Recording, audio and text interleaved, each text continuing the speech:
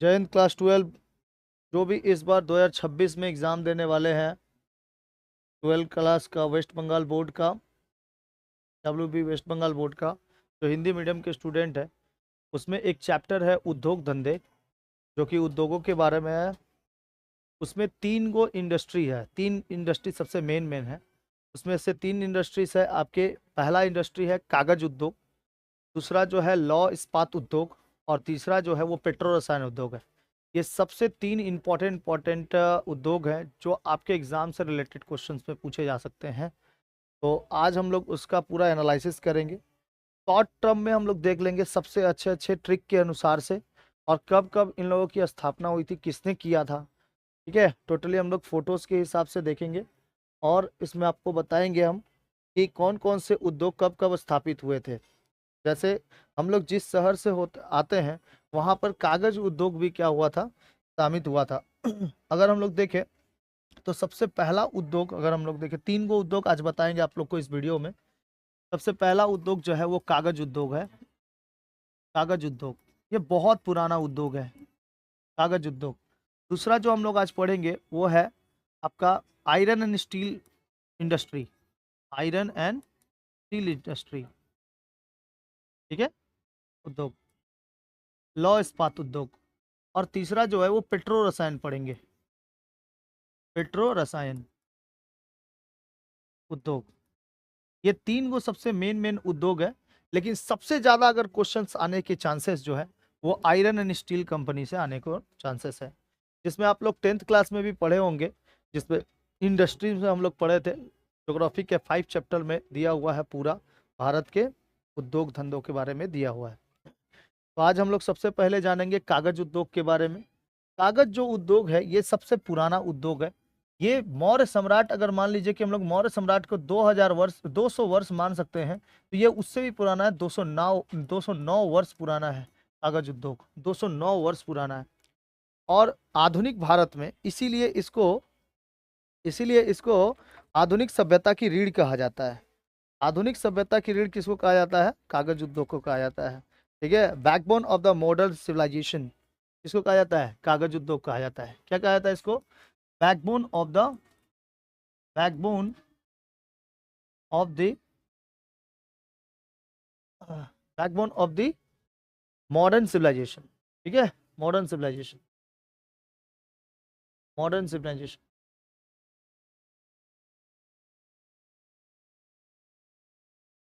Modern civilisation कहा जाता है इसको। बहुत ही इंपॉर्टेंट ये उद्योग है, कागज उद्योग। ठीक है, मॉडर्न सिविलाइजेशन किसको कहा जाता है बाबू? मॉडर्न सिविलाइजेशन कहा जाता है। बैकबोन ऑफ आधुनिक सभ्यता का रीढ़ कहा जाता है। मौर्य सम्राट अशोक के समय के लगभग जो 200 ईसा पूर्व शुरू हुआ था। भारत में आधुनिक कागज का उद्योग इतिहास लगभग 209 वर्ष पुराना है। 209 वर्ष पुराना है। ठीक है, और उसके साथ साथ देश का पहला आधुनिक कागज कारखाना, देश का पहला फर्स्ट फर्स्ट जो है आधुनिक कारखाना जो खुला था, आधुनिक कारखाना, ये 1816 ईस्वी में खुला था। कब खुला था? 1816। तमिलनाडु के त्रिवानकूर में खुला था। तमिलनाडु तमिलनाडु के त्रिवनकूर। ठीक है, त्रिवानकूर में खुला हुआ था, त्रिवानकूर में। और श्रीरामपुर में खुला हुआ था इसी समय के लगभग में। 1867 में ये खुला हुआ था। कहाँ पर? बाली में। 1867 में बाली में। और 1892 में कांकीनाडा। ये गंगा ऊपर करोगे ना तो आ जाएगा कांकीनाडा, कांकीनाडा। ठीक है, और 1922 में खुला हुआ था हाजीनगर। हाजीनगर। इन सब जगहों पे खुले हुए हैं क्या चीज? कागज उद्योग। समझ में आ गया? कागज उद्योग खुला है। वन आधारित उद्योग अगर हम लोग देखें कागज उद्योग को, तो ये कागज उद्योग जो है का प्रमुख कच्चा माल वनों से प्राप्त लकड़ी, बांस, घास आदि से होता है, इसलिए इसे वन आधारित उद्योग कहा जाता है। ये आधुनिक सभ्यता की क्या है? रीढ़ की हड्डी है। ठीक है, इसे भारत में हस्त निर्मित यानी कि हाथों के द्वारा निर्मित जो कागज बनाने की परंपरा है वो बहुत पुरानी है। तो कितनी पुरानी है? 209 वर्ष पुरानी है। ठीक है। आधुनिक कागज का उद्योग जो है वो बाद में आया था। तो आधुनिक कागज का उद्योग लगभग आया था कब? तो भारत का पहला आधुनिक कारखाना जो खुला था वो 1816 ईस्वी में खुला। टीटागढ़, पश्चिम बंगाल। लेकिन वहां पर कितना दिया हुआ? तमिलनाडु। तमिलनाडु में एक्चुअली में पहले खुला था। लेकिन अगर हम लोग भारत में देखें तो 1816 और तमिलनाडु के में भी खुला हुआ था, और साथ साथ कहाँ पे? एक पश्चिम बंगाल में भी। ठीक है। तो टीटागढ़ में था।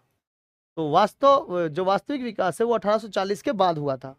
प्रमुख स्थापना 1840 श्रीरामपुर में। श्रीरामपुर में बहुत खतरनाक था, खुला हुआ था। टीटागढ़ में पहले खुला था 1816, और वो कहाँ है? तमिलनाडु में। ठीक है। 1867 में वाल्मी में, 1882 में सेरमपुर, 1892 में कानकीनाडा और 1920 में हाजीगंज।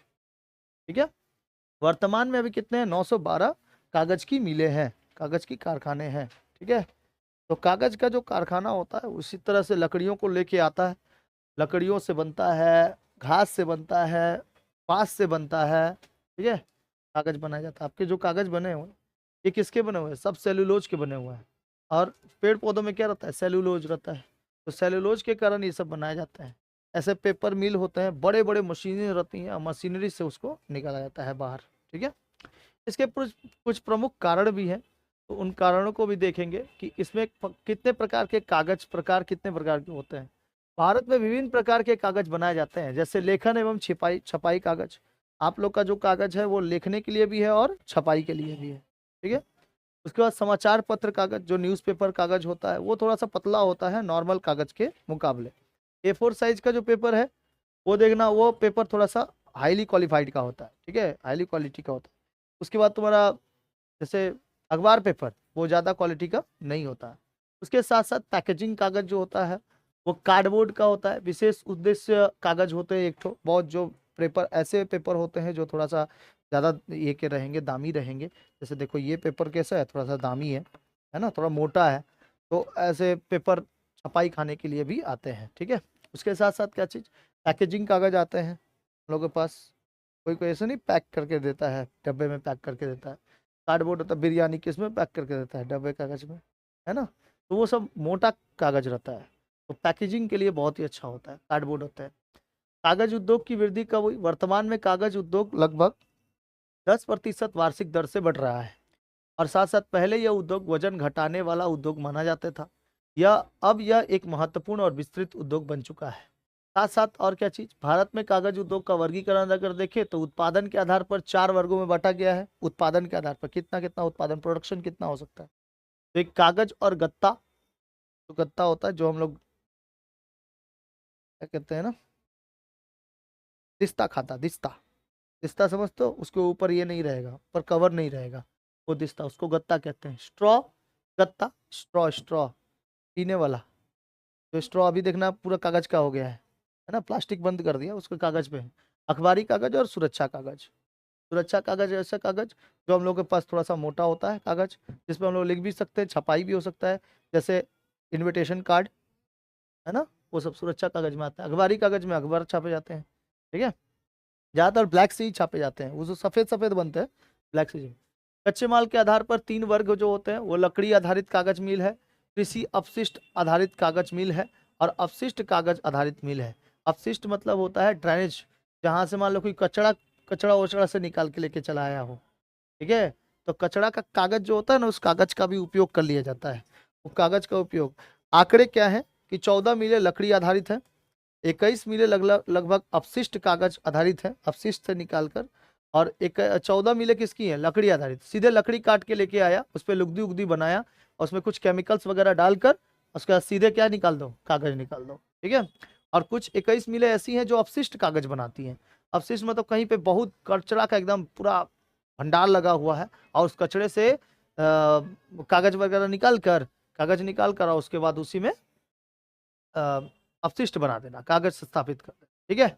अपशिष्ट से निकाल कर, समझ में आ रहा है। उसके बाद 499 मिले लगभग कृषि अपशिष्ट व पुनर्चक्रित लकड़ी आधारित है। मतलब एक बार लकड़ी खराब हो गया तो दूसरी बार भी फिर लकड़ियों को इस्तेमाल किया जा सकता है। ठीक है। एक बार इस्तेमाल कर दिया कागज का, लेकिन उस कागज से फिर से और एक बार कागज बना सकते हैं, कुछ एक्स्ट्रा उसमें केमिकल्स डालकर। भारत में लगभग 62% कागज और गैर पारंपरिक कच्चे माल से तैयार किया जाता है। रॉ मटेरियल जो रहते हैं ना, उसी सब चीजों से तैयार किया जाता है, रॉ मटेरियल से। आगे देखा जाए तो वन आधारित कागज उद्योग के विकास के कारण क्या है? कच्चे माल की आपूर्ति, सहज आपूर्ति हो जाती है, कच्चा माल आराम से मिल जाता है, लकड़ी, बांस, घास की उपलब्धता बहुत ज्यादा है, कृषि अवशेषों का उपयोग हो जाता है। कृषि लोग बहुत ज्यादा, कृषक जो लोग होते हैं, फार्मर्स वगैरह, वो लोग पेपर को काट कूट के अपना बढ़िया तरीके से कूट वगैरह बना देते हैं, उससे भी कागज उद्योग निकल जाता है, कूट कूट। ठीक है। पहले के देखना, अभी तो फाइबर के कूट आ गए हैं ना जिसपे एग्जाम देते हैं, पहले तो इस पे आते थे, कागज पे ही आता था। कागज वो भीग जाता है ना तो बहुत खतरनाक महकता है। वही वाला है कृषि अवशोषण का उद्योग। जल की उपलब्धता है, कागज उद्योग में जल की भारी आवश्यकता होती है, जल की उपलब्धता होनी चाहिए। कागज उद्योग में जल की भारी आवश्यकता है, और भारत में तो पानी का कोई कमी नहीं है। कोई कमी है? तीनों तरफ से एकदम समुद्र से घिरा हुआ है भारत, अरब सागर, हिंद महासागर, कितना पानी चाहिए, ले जाओ पानी। तो इसीलिए हम लोग के पास कागज लगभग 62% उत्पादित हो जाता है। कितना परसेंट? 62% लगभग हो जाता है। मिले भी ज्यादा है। ठीक है। ऊर्जा एवं श्रम, सस्ता श्रम मिल जाता है, एनर्जी भी अच्छे खासी मिल जाती है, बिजली और ईंधन की उपलब्धता है, बिजली भी मिल जाता है। बिजली कहाँ से? डायनामो लगाकर हम लोग डैम से बिजली ले लेते हैं, पवन चक्की है हम लोग के पास, वो भी ले लेते हैं। ठीक है, उससे भी मिल जाता है। परिवहन सुविधाएं, सड़क है, रेल है, हवाई जहाज है, किससे लेके जाइएगा, आराम से मिल जाएगा। तो ये कुछ कारक है किसका? वन आधारित उद्योग का। ठीक है, वन आधारित उद्योग का ये कुछ कारक है, जो हम लोग बंदरगाहों से भी लेके चले आते हैं, पोर्ट वगैरह जो होते हैं। ठीक है। सड़क मार्ग द्वारा भी हो जाता है, कागज इधर से उधर वितरण जो परिवहन होता है वो सड़क मार्ग के द्वारा भी हो जाता है, और साथ साथ किसके द्वारा? और साथ साथ रेल बंदरगाह के द्वारा भी हो जाता है, रेल के द्वारा भी होता है, बंदरगाहों के द्वारा भी हो जाता है। ठीक है। समस्याएं क्या है? ज्यादातर समस्या है वनों की कटाई, कच्चे माल की कमी, जल एवं पर्यावरण प्रदूषण, पुरानी तकनीकें अभी भी कोई कोई इस्तेमाल करता है कहीं कहीं पर। नई नई तकनीकों को उपयोग करना चाहिए, नई तकनीकें अगर उपयोग होने लगे ना तो प्रदूषण क्या हो जाएगा? कम हो जाएगा। मिलों में ये सब जलाए जाते हैं, कटाए जाते हैं, तो उससे प्रदूषित भी होता है। कहीं कहीं पे वनों की कटाई बहुत ज़्यादा हो जाती है तो वायुमंडल प्रदूषण हो जाता है, ये प्रदूषण ज़्यादा हो जाता है वनों की कटाई होने पर। समाधान और सुधार क्या है? सामाजिक वानिकी को बढ़ावा देना, कागज का पुनर्चक्रण करना, बांस व कृषि अपशिष्ट का अधिक उपयोग करना, पर्यावरण अनुकूल तकनीक बनाना। साथ साथ ये भी है कि फाइबर को बंद कराना, प्लास्टिक को बंद करेंगे। अगर कागज रहेगा तो फिर से वो मिट्टी में मिल जाएगा, लेकिन प्लास्टिक तो नहीं ना मिल पाएगा। प्लास्टिक का फिर से उपयोग कर सकते हैं, रिसाइकलिंग कर सकते हैं, लेकिन प्लास्टिक तो फिर से मिट्टी में ही जाएगा, उसके बाद तो खत्म हो जाएगा ना, खराब हो जाएगा मिट्टी। तो मिट्टी प्रदूषण, वायु प्रदूषण के साथ साथ पेड़ की कटाई भी बहुत ज्यादा हो जाएगी। ठीक है। तो इसलिए प्लास्टिक को बंद किया जा रहा है। तब प्लास्टिक को बंद कहाँ किया जा रहा है? सब चलेबे कर रहा है अभी भी, मेन फैक्ट्री ही तो नहीं बंद हो रही है, सब जगह कागज कर दिया जाए। तो कागज में भी बहुत ऐसे चीज को रखो कि सिंगल जो यूज प्लास्टिक है, सिंगल यूज प्लास्टिक, उस प्लास्टिक को बैन कर देना चाहिए, सिंगल यूज प्लास्टिक। अभी कुछ दिनों तो बैन हुआ था, फिर उसके बाद तो फिर हो गया। हाँ, काला वाला तो बैन था, लेकिन फिर मिलने चालू हो गया है। ठीक है। तो मेन कंपनी ही बंद होगी तब ना, मेन कंपनी को ही बंद कर दीजिए, उसके जगह पे कागज को लेके आइए, कितना अच्छा रहेगा। कागज को लेके आइए, रोजगार भी बढ़ेगा, रोजगार भी मिलेगा सभी कोई को। लेकिन कंपनी ऐसे सोच भी नहीं करती, हम अपना प्लास्टिक देंगे, 2 रुपया देना पड़ता है प्लास्टिक के, कागज के लिए देना पड़ता है? नहीं देना पड़ता। कागज आराम से रिसाइकलिंग भी हो जाता है, प्लास्टिक को रिसाइकलिंग करने में ज़्यादा टाइम लग जाता है। कागज तो एक बार गलाए पानी में, बस काम खत्म, उसमें कुछ केमिकल्स भी नहीं लगेंगे, पानी में गला दो, पानी वो सोख लेगा पूरा कागज। नहीं, प्लास्टिक तो वो भी नहीं करेगा। प्लास्टिक बहुत खतरनाक खाता है। कागज उद्योग समझ में आ गया? समस्या है इसमें, देखते हैं हम लोग। भारत का लौह एवं इस्पात उद्योग क्या है? भारत का लौह इस्पात उद्योग आधुनिक उद्योग की रीढ़ की हड्डी कहते हैं किसको? Backbone of the modern industry, इसको भी कहते हैं लौह एवं इस्पात उद्योग को। आयरन एंड स्टील कंपनी, यह उद्योग मशीनरी, परिवहन, निर्माण, रक्षा और चारना के विकास के आधार पर है।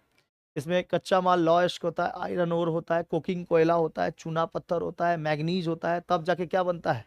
तब पीछे चल जा, माथा दर्द कर रहा है तो कहाँ हो गया? दिखाइए नहीं देता है। पीछे चल जाओ। नहीं, आँख के रोशनी पड़ रहा है ना, इस पे रोशनी पड़ रहा है। चल जाओ, पीछे चल जाओ तो दिखाई देगा। लॉयश किसको कहते हैं? आयरन ओर को कहते हैं। आयरन ओर, कोकिंग कोयला मिलता है, चूना पत्थर मिलता है, मैग्नीज मिलता है। उसके साथ भारत में प्रमुख लौह इस्पात केंद्र है। एक तो सबसे पहले तो जमशेदपुर, जमशेद जी टाटा ने इसको बसाया था। जमशेद जी टाटा, जमशेदपुर में, ठीक है। कहाँ पे बसाया था? जमशेद जी टाटा, जमशेदपुर, ठीक है। जमशेदपुर कहाँ पर है? झारखंड में। जमशेदपुर कहाँ पर? झारखंड। जमशेदपुर झारखंड। जमशेदपुर कहाँ पर बाबू? झारखंड में, ठीक है। जमशेदपुर झारखंड, भिलाई छत्तीसगढ़, राउरकेला उड़ीसा, दुर्गापुर पश्चिम बंगाल, बोकारो झारखंड। तो झारखंड में सबसे ज्यादा है। क्यों?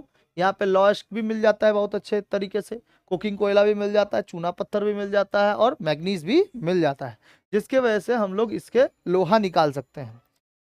लोहा के अन्य अन्य प्रकार है, जैसे हेमेटाइट, मैग्नेटाइट, ठीक है। ऐसे करके कई सारे लोहा के प्रकार हैं। जो हेमेटाइट है वो सबसे उत्तम किस्म का लोहा होता है। टीडेराइट, लिमोनाइट, ठीक है। ये क्या है? प्रकार है किसके? लोहे के। तो जमशेद जी टाटा जी ने झारखंड में इसको बताया था, Tata and steel company. Tata and steel company, यही है जमशेद जी टाटा, ठीक है। बहुत बड़ा योगदान है भारत में आयरन एंड स्टील कंपनी बसाने का, बहुत बड़ा योगदान है। दुर्गापुर भी है, भिलाई है, बोकारो है, चितरंजन है। इन सब जगहों पे आयरन से बहुत सारे सामानें बनाई जाती है, बहुत सारी चीजें बनाई जाती है। लाइक ट्रेन के जो चक्के होते हैं, ट्रेन के डब्बे जो होते हैं, चेन्नई में ट्रेन के डब्बे बहुत ज़्यादा बनाए जाते हैं। तो चेन्नई उड़ीसा, छत्तीसगढ़ भिलाई, छत्तीसगढ़ भिलाई, राउरकेला उड़ीसा, ठीक है। और दुर्गापुर पश्चिम बंगाल, और साथ साथ बोकारो झारखंड। इन सब जगहों पे कच्चे माल जो होते हैं ना, वो किसके किसके कच्चे माल? लोहा के कच्चे माल बहुत आसानी से पाए जाते हैं। वो मिट्टी के अंदर जो होते हैं ना, आयरन ओर, मिट्टी में भी देखना बहुत सारे लोहे के कण पाए जाते हैं। जैसे आप अगर चुंबक मिट्टी में रगड़ोगे तो मिट्टी के कुछ कुछ कण क्या हो जाते हैं, उस पर चिपक जाते हैं। तो उसी से निकाला जाता है पूरा आयरन, आयरन ओर निकाला जाता है। उसके बाद जाकर हम लोग को नॉर्मल नॉर्मल जो आयरन हम लोग को दिखाई देता है, वो बहुत ज़्यादा आयरन ओर से मिल के बना होगा। उसमें मैग्नीज होगा, उसमें क्या होगा, चूना पत्थर होगा, उसमें कोकिंग कोयला होगा, तब जाके मिलेगा। समझ में आया कि नहीं आया? लोहा ऐसे ही नहीं बन जाता है पूरा। देखो इसे पूरा पूरा कारखाना लगा हुआ है ऐसे, दुर्गापुर में ऐसे पूरा कारखाना लगा हुआ है, 2400 घंटा। एकदम बारीक है, वो मिट्टी के जैसा रहता है। मिट्टी को अलग किया जाता है केमिकल्स डाल के, उसमें से चूना पत्थर अलग किया जाता है, मैग्नीज वगैरह अलग करके, उसके बाद जो प्योर लोहा निकलता है वही होता है हेमेटाइट, ठीक है। ज़्यादा दाम भी होता है। कैप्टन लोहा जो मिलता है ना, कैप्टन रॉड, वो पक्का लोहा है, बेस्ट लोहा है वो, कैप्टन का लोहा। ज़्यादातर लोग वही का यूज़ करते हैं, ठीक है। हाँ, सीमेंट का यूज़ करते हैं लोग सीमेंट का लोग यूज़ करते हैं। जैसे भैया ये दीवार टूटती क्यों नहीं, अंबुजा सीमेंट से बनी हुई, उसमें यही सब रॉड दिया जाता है। जंग जल्दी नहीं पकड़ता ये सब लोग। थोड़ा सा बजा हुआ है। जमशेद जी, जमशेद जी टाटा, ठीक है। जमशेदपुर में Tata and iron steel company को किसने बसाया है? जमशेद जी टाटा ने बसाया। उद्योग के स्थान निरंतर के कारण कच्चे माल की निकटता हो जाती है, कोयले की उपलब्धता हो जाती है। कोयला तो हम लोग को मिल जाता है रानीगंज से ही, कितना कोयला चाहिए रानीगंज से मिल जाएगा। कच्चे माल की निकटता हो जाती है, जैसे झारखंड से कच्चा माल निकल जाता है, झारखंड वगैरह से। जल व ऊर्जा की सुविधा होती है, जहां पे भी जो भी इंडस्ट्री खोलो वहां पे जल और ऊर्जा चाहिए, वाटर एंड एनर्जी चाहिए। समझ में आ रहा है? जल अगर नहीं रहेगा तो कोई भी इंडस्ट्री बसेगा ही नहीं।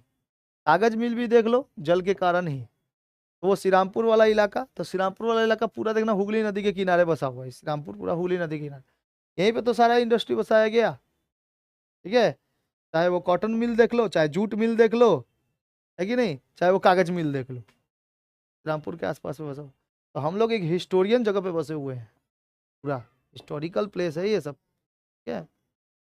परिवहन साधन है, भारत में हर चीज का साधन है, परिवहन का साधन है। श्रम की उपलब्धता आराम से मिल जाती है। श्रम की उपलब्धता मतलब श्रमिक वाले लोग आराम से मिल जाते हैं। 8,000 9,000 रुपये में आराम से खट देंगे।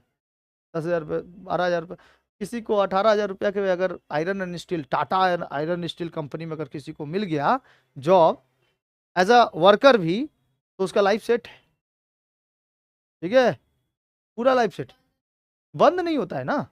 अब बंद कैसे हो जाएगा भाई, इतनी बड़ी कंपनी है वो, टाटा आयरन स्टील, बहुत बड़ी कंपनी। भारत में इस्पात उद्योग का कारखाना 1907 में, किसने? Tata iron and steel company की स्थापना हुई थी। भारत विश्व के प्रमुख इस्पात उत्पादक देशों में शामिल है। सार्वजनिक एवं निजी क्षेत्रों को दोनों की भूमिका यहाँ पे निभाती है। ठीक है। उच्च उत्पादन लागत है। समस्याएं क्या है, यहाँ पे बहुत ज्यादा पैसा लगाना पड़ता है। साथ साथ पुरानी तकनीक भी अभी भी यूज किया जाता है। ऊर्जा संकट भी है, पर्यावरण प्रदूषण भी है। ये सब चीजों से क्या होता है, प्रदूषण भी तो होता है। यही समस्याएं हैं कुछ कुछ। उसके साथ साथ क्या है बाबू, सुधार के उपयोग क्या है, आधुनिक तकनीक का उपयोग किया जाए, ऊर्जा दक्षता बढ़ाया जाए, लौह की बेहतर उपयोग किया जाए, और हरित इस्पात यानी ग्रीन स्टील पर जोर दिया जाए। ग्रीन स्टील कहने का मतलब है उसमें कार्बन की मात्रा थोड़ा कम किया जाए। कार्बन अगर बढ़ा देते हैं ना, तो उसके कारण जब लोहा गलता है तो कार्बन ज़्यादा निकलता है, उसके कारण वायु प्रदूषण ज़्यादा होता है। समझ में आया कि नहीं है? तो थोड़ा सा कम डाला जाए तो लोहा भी लचीला बनेगा, लोहा भी अच्छा बनेगा, और साथ साथ पॉल्यूशन भी नहीं होगा। भारत में लौह एवं इस्पात उद्योग की स्थापना के कारण क्या है? भारत में लौह एवं इस्पात उद्योग के कारण है, निम्नलिखित कारण है। कच्चे माल की प्रचुर उपलब्धता मिल जाती है, ऊर्जा संसाधनों की उपलब्धता है, जल की सुविधा है मिल जाती है, परिवहन सुविधाएं मिल जाती है, सस्ते श्रम की उपलब्धता मिल जाती है, बढ़ती आंतरिक मांग मांग जो है बहुत ज़्यादा है। रेलवेज का मांग ज़्यादा है, निर्माण का मांग ज़्यादा है, मशीनरी रक्षा क्षेत्र में इस्पात के बंदूक वगैरह बनाने में ज़्यादा है। तो इसीलिए हम लोग के पास लोहा हमेशा बनता रहता है, हमेशा। ये सब की मांग हमेशा लगी रहती है ना, जहां मन तहां देखना रेलवेज लाइन बनाता रहेगा, ट्रेन बनाते रहते हैं, वंदे भारत, हाई भारत, हाउ भारत चलते रहता है कि नहीं? तो वंदे भारत कितनों भी खोल दो, लेकिन गरीबी नहीं कम कर पाओगे। वंदे भारत में वही लोग जाएंगे ना जिनकी मंथली 60,000 70,000 रुपया हो। एक जगह टिकट टिकट कटाएंगे इधर उधर से, तब।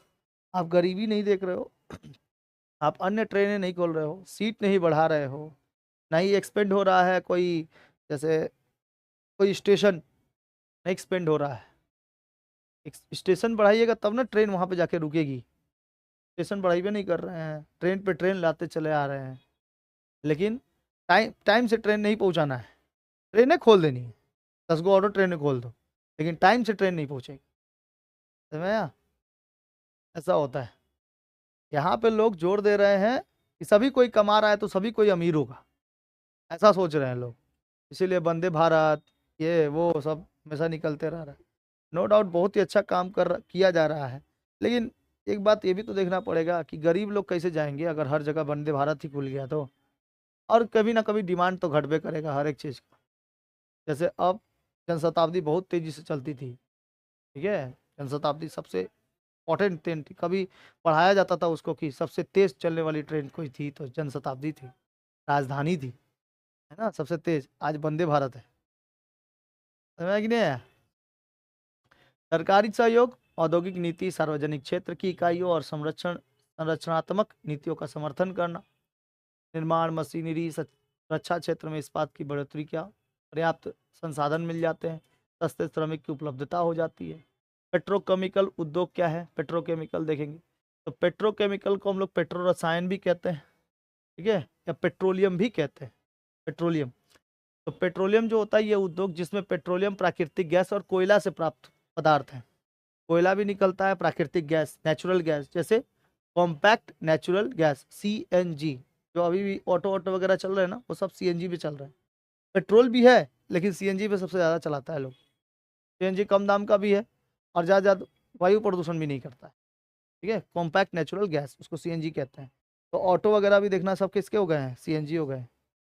ठीक है, वो गैस में वो गैस भरा लीजिए, गैस से ही चल रहा है वो। ठीक है, पेट्रोल भी है, साधन दिया हुआ है पेट्रोल का। कभी मान लो कि सीएनजी खत्म हो गया तो, समझ में आया? लेकिन अब थोड़ी खत्म होगा, उसको तो अभी बना ले रहा है सब। जैसे प्रसंस्करण का विभिन्न उत्पादन बनाए जाते हैं, यह उद्योग आधुनिक जीवन का अभिन्न अंग है। यह है पेट्रो रसायन के केमिकल के पूरे एकदम इंडस्ट्री, इतनी बड़ी बड़ी इंडस्ट्री। समझ में आ रहा है? ओएनजीसी वगैरह जो हो गए, ऑयल निकालने वाले। ठीक है, सब जगह अलग अलग जगहों पे है सब। कच्चा माल, कच्चा तेल, क्रूड ऑयल मिल जाता है यहाँ पर, प्राकृतिक गैस मिल जाते हैं, नेफ्ता मिल जाता है, नेफ्ता में नेफ्थोलिन। ठीक है, वो कपूर वगैरह।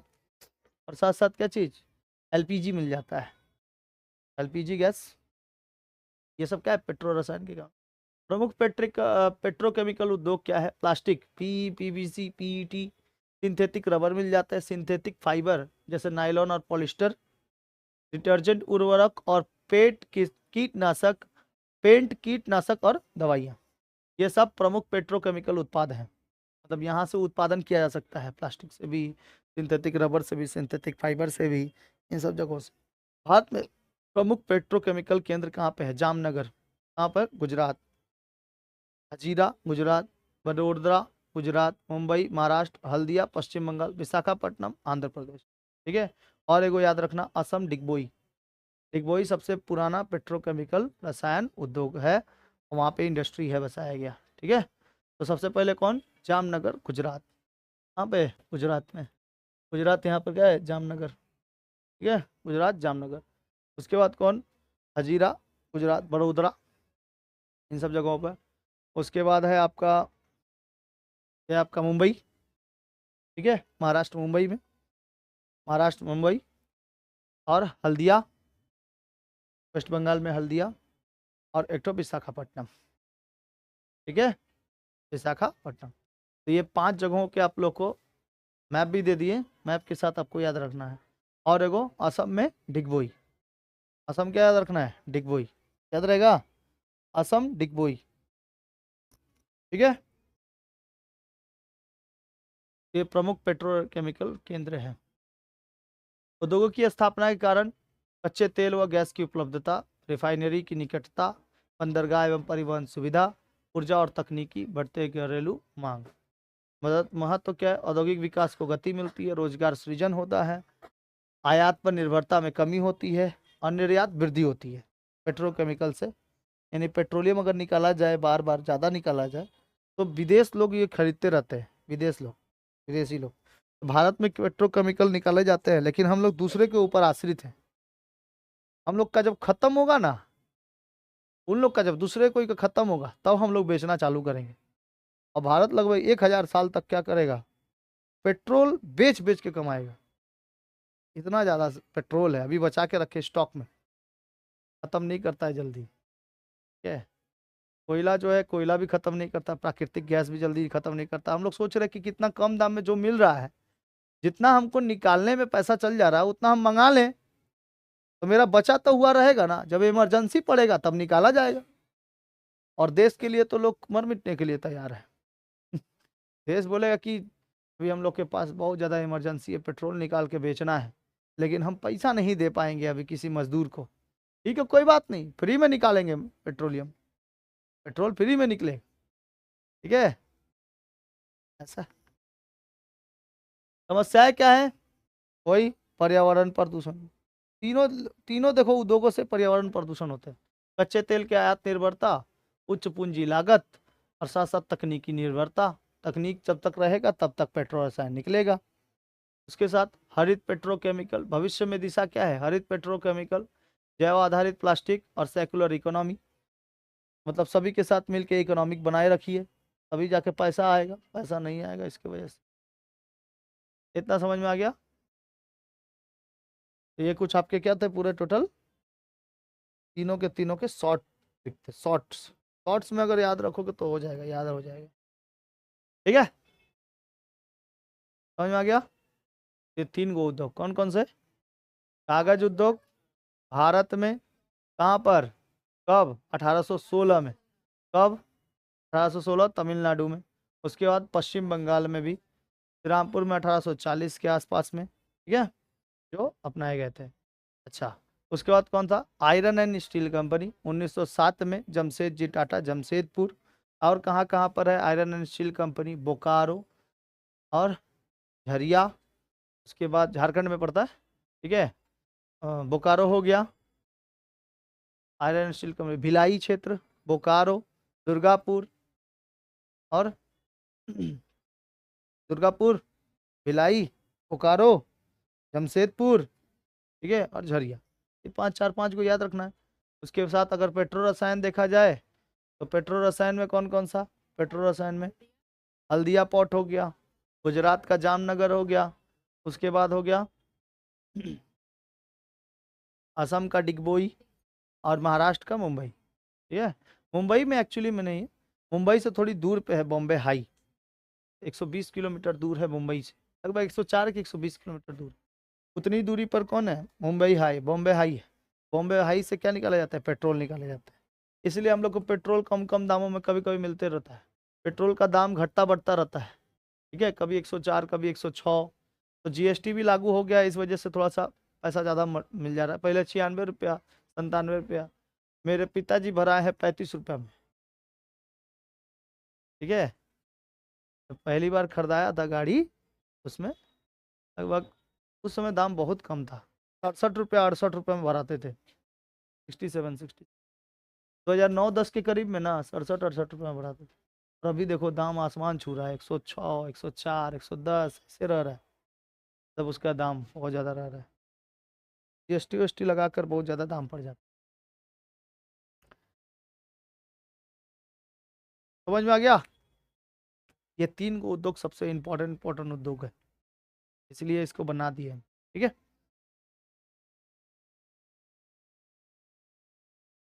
तो मिलता है क्लास में, तब तक के लिए जय हिंद, जय भारत।